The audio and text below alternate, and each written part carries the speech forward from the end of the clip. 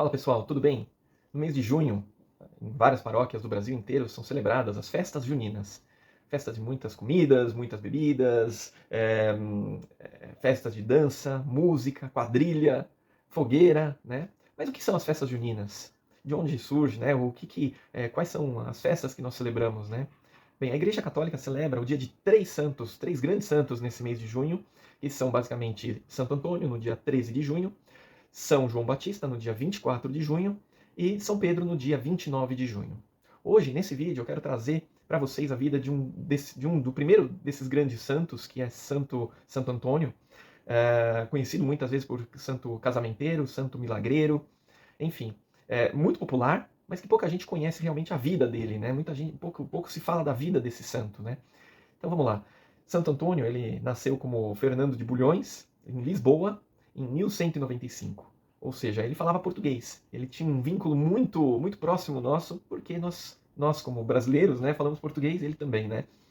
Ele provavelmente deve ter nascido de alguma família, de alguma posse, né? Por que a gente tem essa ideia? Porque quando você vê o estudo que ele teve, ele estudou em grandes centros, né? O que só pessoas de posse poderiam fazer, né? Esses centros eram Lisboa e Coimbra. Aos 14 anos, ele entra na congregação dos agostinianos e lá ele se torna padre. Passado algum tempo, né, ele vai para Coimbra, onde vai se aprofundar nos estudos. Ele era muito dedicado nos estudos e na piedade, né? São as duas grandes características que a gente encontra nele. Passado algum tempo, lá em Coimbra, ele acaba encontrando alguns mendigos bem entre aspas, né, que estavam de passagem, né? Até então, esses mendigos ainda não eram conhecidos na Europa toda. Passado algum tempo ia ser, né? Iam ser bem conhecidos, mas eram os franciscanos, os irmãos pobres de Francisco, né?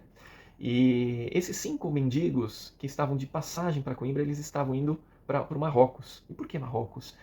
Eles estavam vivendo o evangelho, né? Na essência da palavra, que era a miséria, a pobreza, e também viviam a pregação desse evangelho, né? E eles estavam indo para Marrocos para evangelizar os muçulmanos, né? Os muçulmanos que começaram desde o século VII, eles começaram com uma expansão muito grande pelo norte da África e chegaram a tomar toda a Península Ibérica quase. E esses freis, esses irmãos pobres, eles estavam indo justamente para Marrocos. E lá eles iam se tornar mártires, pregando o evangelho, vivendo o evangelho, né? Isso intriga muito o Fernando de Bulhões, né? O padre Fernando de Bulhões. Ele vê os 5 mendigos indo e também acompanha a volta deles. Volta essa que foram só os corpos, né, que voltaram, porque eles se tornaram mártires. Quando ele olha aquilo, ele se decide por conhecer Francisco, conhecer o líder daqueles mendigos. E anda 600 quilômetros para encontrar São Francisco de Assis, o famoso. Lá ele é designado aí para o Monte Paulo, onde ele ia fazer os seus trabalhos dentro da fraternidade, mas um trabalho bem humilde, né? Então ele estava cuidando da limpeza, da cozinha, serviços bem simples mesmo, né? Até que um dia eles foram convidados, os franciscanos, foram convidados a ir a uma ordenação, encontraram lá alguns dominicanos. E chegou a hora que um deles um dominicano precisava fazer uma pregação, só que eles não estavam preparados. Mandaram os franciscanos irem, que também não estavam preparados, né? Ou seja, ninguém estava muito preparado. E foi designado para isso o Santo Antônio, né? E Santo Antônio, meio que obrigado, ele não queria ir também, mas ele que meio que obrigado, ele foi pregar. E naquele instante, ele começa a soltar a língua dele, a sua voz, e a pregação dele começa a incendiar todos que estavam lá, e começa a incendiar não só pela cultura que ele tinha, que ele conhecia a Bíblia de cabo a rabo, né? Ele tinha toda a Bíblia de cor, por incrível que pareça, né? Era algo sobrenatural, tinha toda a Bíblia de cor. Mas não era só a cultura dele, pelas passagens dos santos padres, dos primeiros padres, né, da Igreja Católica e tudo mais. Não é só por isso que ele era reconhecido. Incendiava porque é alguma coisa diferente, alguma coisa que brotava dentro do coração do Santo Antônio, e que as palavras dele eram diferentes, né? Isso acabou que todo mundo ficou boquiaberto com a pregação. E lá ele foi descoberto como um grande pregador. Foi designado para principalmente para pregar no sul da França. O sul da França, naquela época, sofria bastante influência de uma heresia chamada heresia dos albigenses, ou dos cátaros, né? Que é uma heresia que basicamente ela falava que a matéria em si ela era muito ruim, ela era ruim, ela não era boa, né? Só o espírito era bom, mas o espírito estava aprisionado na matéria. Muitos problemas, eles tinham muita influência, até porque o clero daquela época tinha uma parte muito desvirtuada, não estavam seguindo corretamente o evangelho, não seguiam, não procuravam a santidade e tudo mais. Então eles tinham uma vida, uma boa parte do clero tinha uma vida que não era exemplo de santidade. E, por contrapartida, os albigenses, ou os cátaros, que é a mesma coisa, eles eram muito austeros, porque eles tinham a matéria como uma coisa ruim, eles se penalizavam muito, então eles faziam muito jejum, muita penitência, eles não tinham filhos, não queriam casamento, porque o casamento gerava mais filhos, e filhos era a alma que se aprisionava no corpo. Então, muita gente acabou sendo influenciada, porque parecia uma vida tão virtuosa. Na verdade, era uma deturpação total, né? E ele foi designado, depois que se descobriram a sua pregação, Santo Antônio foi designado para viver e para pregar justamente no sul da França, nesse ambiente que era todo ele corrompido por essa heresia.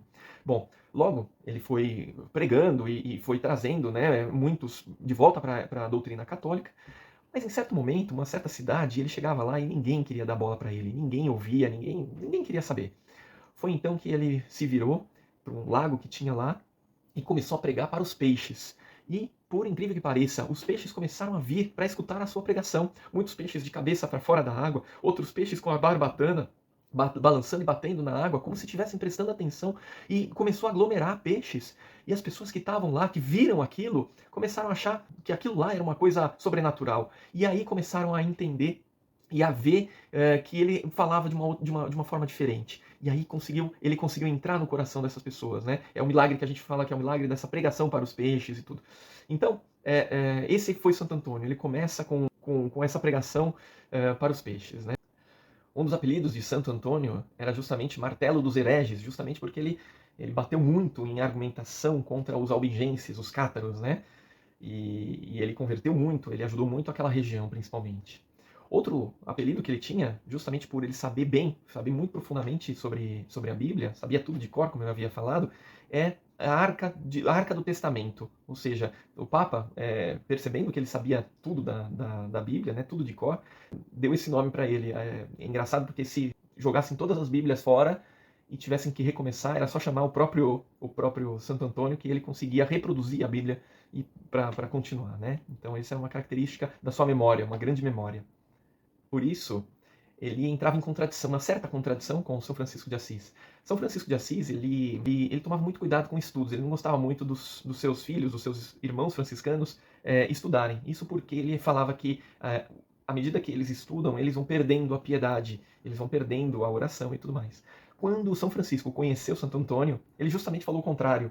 Ele deu a autorização para Santo Antônio criar um centro de estudos dentro dos franciscanos, né, contanto que eles não perdessem a piedade com os estudos, né, porque ele via em Santo Antônio tanto os estudos, a argumentação, quanto a piedade. Santo Antônio ele vai para o sul da França, lá para o ano de 1124 até 1126. Ele fica lá uns 2 a 3 anos lá. E lá acontecem várias coisas muito interessantes que vale a pena o relato aqui. Então, um certo dia, ele estava numa pregação e ele se lembrou que ele não devia estar lá, ele devia estar em outro lugar. Ele tinha se comprometido, por obediência, a estar num coro do Aleluia. E ele percebeu isso na hora do coro, né? Então ele para a pregação dele, se retira por alguns instantes, se reclina, se encosta em algum lugar, né, numa parede, e coloca o capuz. E parece que ele estava até dormindo, né? Mas ao mesmo tempo ele estava indo lá, um milagre chamado de bilocação, né? Ele estava indo justamente naquele coro, né, de Aleluia, e ele estava cantando o Aleluia. As pessoas relatavam que encontraram ele lá. Daqui a algum tempo, terminando lá, ele volta, acorda, né, do transe dele, vamos dizer assim, e continua a pregar como se nada tivesse acontecido. Esse milagre chamado de bilocação, isso aconteceu também em alguns outros santos, um santo, inclusive um santo muito moderno, muito recente, que é o Padre Pio de Pietrelcina, que é da década de 40, de 1940, 45. Ele tem relatos também de bilocação, que são bem interessantes de se ver, né? Outro milagre que que eu contei no vídeo passado é a respeito do jumentinho, né? O jumentinho é um albigense, um cátaro, né? Que estava duvidando da Eucaristia e pede uma prova. Não, mas eu quero uma prova de que realmente isso, a Eucaristia é o Deus vivo e tudo mais. Ele virou assim, não, tudo bem. Deixa, pega o seu jumentinho, guarda ele durante 3 dias sem comer nada. E depois de 3 dias você volta aqui. Quando voltou, o jumentinho estava morrendo de fome, né? Trouxe o alimento e Santo Antônio estava com o Santíssimo Sacramento na mão e ele, o jumentinho diante do Santíssimo Sacramento, naquele desespero, naquela fome, mas mesmo assim ele para, ele reverencia, ele se ajoelha diante do Santíssimo Sacramento. Aí Santo Antônio passa com o Santíssimo Sacramento. Quando ele vai embora, o jumentinho ataca o capim, a grama, sei lá, a comida dele, direto, né? Ou seja, provando que o Santíssimo Sacramento, até um jumentinho ele consegue reverenciar o Santíssimo Sacramento, né? Um outro caso emblemático também que dá para contar aqui, enquanto Santo Antônio estava pregando sobre Jesus, rei dos judeus, para seus irmãos franciscanos, há, na verdade, uma bilocação do São Francisco, que ainda estava vivo naquela época, mas estava muito distante, quilômetros e quilômetros distante. E ele aparece diante dos frades e dá uma bênção para os franciscanos, como se estivesse aprovando aquilo que Santo Antônio falava, né? Um notário, né, que é um tabelião, basicamente, um notário daquela época. Toda vez que se cruzava com Santo Antônio reverenciava, se ajoelhava e reverenciava. E isso começava a incomodar esse notário, né? E ele não entendia por quê. E até que ele, pô, que negócio é esse, né? Por que você estava se ajoelhando? Parece até que está caçoando, né? E o Santo Antônio ele vira e fala o seguinte: olha, eu tô reverenciando porque você é um futuro mártir, né? Então eu tô reverenciando para um mártir que vai para o céu. Bom, passado alguns anos, esse notário ele é chamado para as cruzadas, né? Lá ele se converte e começa a pregar para os muçulmanos numa dessas batalhas, né? Numa dessas viagens que ele tem das cruzadas. E ele é martirizado lá, né? Então é mais uma profecia de Santo Antônio. Ele tem também um milagre que é muito interessante, que é a conversão de um arcebispo, que vivia uma vida bem desregrada, bem conturbada, e durante a pregação ele começa a falar da vida devassa desse arcebispo, começa a falar, e de forma forte, de forma sem pudor, sem papa nas línguas, né? E ele consegue converter o arcebispo verte lágrimas, inclusive, por conta disso, e ele muda de vida, ele confessa com Santo Antônio e muda de vida mesmo, né? Isso era tremendamente escandaloso naquela época, porque de exemplo, ele acabava não só não ajudando, como atrapalhando na conversão, cátaros, né? Porque muitas pessoas que olhavam os cátaros viam uma vida austera, uma vida de aparente virtude, né? E veem na igreja católica, no clero, uma vida que não era muito virtuosa, então isso atrapalhava muito. Ele morre com 36 anos, tá? Principalmente porque ele pegou malária numa das suas viagens lá para o Marrocos, e isso acabou que ele teve várias sequelas, né? Acúmulo de líquidos no seu corpo, que fazia ele sofrer bastante. E ele resolve morar em Pádua, né, no final da sua vida. Santo Antônio lutou muito contra a avareza, a cobiça, a usura, tanto no clero, na nobreza, e nessa nova classe social que emergia, que era a burguesia, né? Numa das vezes, ele estava num velório de uma pessoa rica, né? E ele, em alto e bom som, ele fala que esse homem está no inferno, né? E as pessoas começam a olhar com admiração, poxa, como assim, né? Está no inferno, né? E aí ele diz, onde está o seu tesouro, aí está o seu coração. Querendo dizer que o coração dele estava na sua riqueza, né? O coração daquele homem estava na sua riqueza. Bom, as pessoas foram lá e foram ver a arca do morto, e quando abrem a arca, eles veem o coração, um coração. E aí o pessoal, assustado, tal, exumam o corpo do rico e vão ver lá e não tem coração. O coração dele estava lá na arca mesmo, né? Isso é como um milagre profético também. Foram fazer a autópsia e não encontraram coração nenhum. Já no final também da vida dele, na quaresma de 1231, numa das suas últimas pregações, né? Quando ele falava, muitas pessoas se convertiam demais, né? Então, os argumentos dele eram sempre, não eram só palavras, mas era muita coisa que vinha do coração mesmo, né? E no final da vida dele, ele estava, acho que, perto de Pádua e morava numa casa da árvore, numa nogueira, numa casa em cima de uma nogueira. E lá, quantas visões místicas ele deve ter tido lá naquele momento, né? Eu fico imaginando. numa dessas vezes, um irmão que cuidava dele viu uma grande luz, uma luz muito forte vindo daquela casa. Quando ele entra na casa, ele vê Santo Antônio com o menino Jesus, né? E daí que vem principalmente a imagem que a gente vê de Santo Antônio, o menino Jesus e o lírio, né? O lírio representando a sua castidade. Bom, 15, cerca de 15 dias antes da sua morte, ele sobe numa colina, né, para ver toda a planície de Pádua, né? E ele, exultando em espírito, ele exaltava em admiráveis louvores para a cidade de Pádua. Ele ia ganhar a Pádua ia ganhar a grande honra e ele seria enterrado em Pádua. Já acamado, e poucos momentos antes da sua morte, ele ainda recita orações para Santa Maria, Mãe de Deus, né? Uma coisa que ele aprende na sua infância. E enquanto ele cantava, ele via o Senhor como presságio de que estava no fim já, né? É a certeza da sua salvação. Recebe a unção dos enfermos e falece.